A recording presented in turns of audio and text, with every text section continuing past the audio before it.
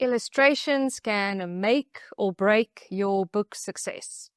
I often get questions from authors about illustrations. It's one of the biggest challenges for self-publishing authors. Some are overwhelmed by the cost. Many don't know where to start. How do you plan? Where do you find a good illustrator you can trust and afford? The good news is, with a little guidance, you can get stunning, professional illustrations within a budget. This video is called Illustrations Made Simple, Plan, Save, and Succeed. Planning is the secret to getting high-quality illustrations that fit your vision and budget. Today, I will walk you through key strategies to help you navigate this process. How to plan your illustrations for the best outcome and budget.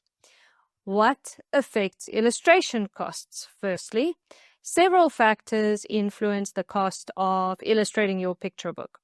Being aware of these can help you plan your budget more effectively.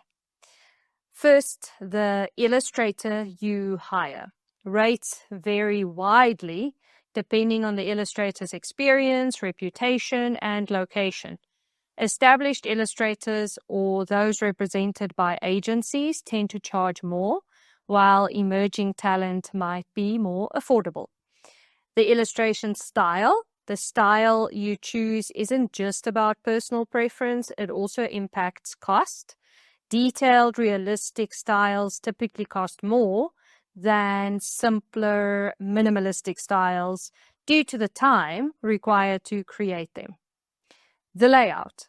The number and size of illustrations significantly affect your budget. A mix of smaller illustrations and full spreads can help balance quality and cost. And page count, the length of your book, directly determines the number of illustrations needed.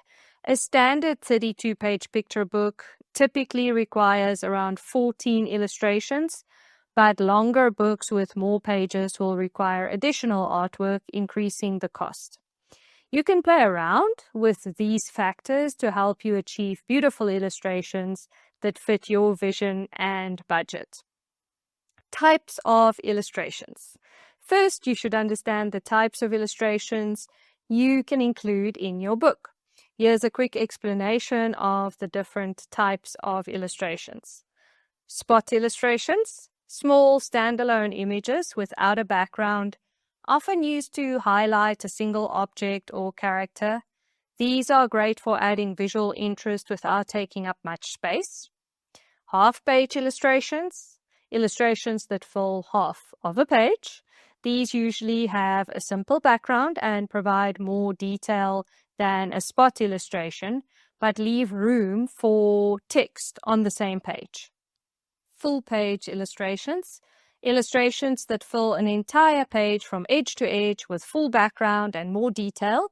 Text is typically placed over the image or on a facing page. Spread illustrations, illustrations that stretch across two facing pages, creating a single, seamless image across both pages. A picture book can have all spread illustrations, or if there are a mix of different types of illustrations, spreads are often used for pivotal or visually impactful moments in the story, allowing for more dramatic and expansive scenes. It's also important to understand that the type of illustration is not only about the size, but about what it contains. For example, don't try to save money by asking your illustrator to create 10 highly intricate spot illustrations, because it will still take them the same amount of work as a full page or a spread, right? So as a simple example, if they have to draw 4 kids on a playground with swings, a seesaw slide, trees in the background, that does not qualify as a spot illustration, no matter how small you make it in the book. Picture book layouts. The most common layout for a picture book is 32 pages. This includes 14 spreads, 28 pages. These are dedicated to the story, with each spread being 2 facing pages. 4 pages for front and back matter. This includes the title page, copyright page, dedication, acknowledgements, or an author bio. A 32-page picture book, the story most usually starts on page 4 and ends on page 31. This equals 28 pages for the story, and page 1 to 3 and page 32 for front and back matter. This format is standard because it works well with the printing process, which typically requires page counts divisible by 8. You can also often print in increments of 4 pages, and with print on demand, even in increments of 2 pages, for example, a 30-page, 32-page, 34-page, 36, 38-page book, etc. Alternative layouts. While 32 pages is the norm, there are other options. 24 pages, 10 spreads, and front and back matter, often for shorter stories or younger readers. 40 pages, 18 spreads, and front and back matter. That's extra room for longer stories, usually nonfiction. 48 pages, 22 spreads, and front and back matter. That's rare, but usually for educational, nonfiction, or highly detailed books. 40 and 48 pages, as I said, is usually for nonfiction. That would be considered a high page count for fiction picture books. Choosing the right layout depends on your story length, pacing, and budget. Many authors stick to 32 pages as it's the most economical, and it's widely accepted by publishers. All right, now you know the types of illustrations and picture book layouts. So let's get into planning your picture book for the best outcome and budget. Step 1, plan your budget. Decide on your budget. Start by figuring out a ballpark budget for your book. For a 32-page picture book, industry average suggests $1,000 on the low end, $3,000 for simpler styles, and $3,000 to $10,000 for more detailed illustrations. Having a budget of $3,000 or more will make the process much easier. Anything below that means you have to find a cheap or inexperienced illustrator, which can lead to other complications. And I will tell you a little bit more on that soon when I talk about find the right illustrator. Then calculate per illustration costs. So divide your total budget by the number of illustrations you'll need, even if it's just a rough estimate. So for example, if your budget is $2,800 and you need 14 spreads, you can pay $200 per spread or illustration. That can help you make an informed decision about style and how many illustrations you want or need. Then keep costs in perspective. Remember, more detailed styles and larger illustrations will have a higher cost. So plan accordingly. Step 2, plan your book layout. Create a storyboard or book dummy. Use these tools to map out your text. And if you like illustrations, a book dummy is especially helpful because it mimics the structure of your book, allowing you to test pacing and page turns and text placement. It's a fantastic tool to revise and improve your manuscript. It has the added benefit that it can help you envision the flow of your book, meaning you can get more clarity on which text to put on which spread, and thus it can help you to work out the layout of your book and how many illustrations you will need. Here's an example of a book dummy. You do not need to include any illustrations. Avoid common layout issues. Don't place 2 key scenes on the same spread. Avoid resolving tension on the right-hand page of the spread. Keep the resolution on the next page for better pacing, so don't put tension on the left and resolve it on the right. Visualize your illustration layout. Use your layout to decide the size and types of illustrations you'll need. Spot illustrations, half pages, full pages, or spreads. Mixing sizes can save costs while creating variety. Leave room for creativity. Avoid dictating every detail of each illustration. Give your illustrator the freedom to bring their expertise and creativity to the table. Step 3, save with strategic planning. If your budget is tight, there are several ways to cut costs without sacrificing quality. So firstly, choose simpler styles. A more minimal or less detailed style can reduce costs, sometimes significantly, while still being engaging. Think of Mo Willems' work as an example. If you compare the simple illustrations to this cover for The Tree Spot by Cassandra Troughton, illustrated by Get Your Book Illustrations, you can see why simple illustrations can be more affordable, since they are faster to create. Adjust illustration types. You can save by replacing some full spreads with half pages or spot illustrations. These are quicker for illustrators to create and therefore cost less. Simplify elements. Reduce the number of characters or background details in complex illustrations.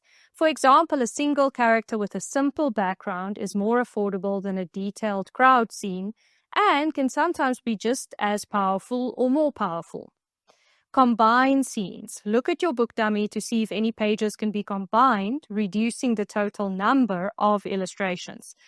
Be cautious not to overdo this, as it may affect the pacing of your story. Step 4, find the right illustrator. Finding the perfect illustrator for your book is about more than just loving their portfolio. I will go into how to do this and how to work with them in depth in the next installment of the KidLit Creators Chronicles. You can definitely check that one out too. But by budgeting wisely, planning your layout carefully, and working with the right illustrator, you will set yourself up for success, creating a book that's beautiful and professionally polished. Let your illustrator shine and don't be afraid to mix creativity with practical planning. A stunning book doesn't have to require a huge budget. It requires smart planning. While you do need a decent budget for your book, the most expensive illustrator is not necessarily or automatically the best. You can get stunning illustrations by working with an illustrator who suits your budget, provided you plan well and allow them creative freedom.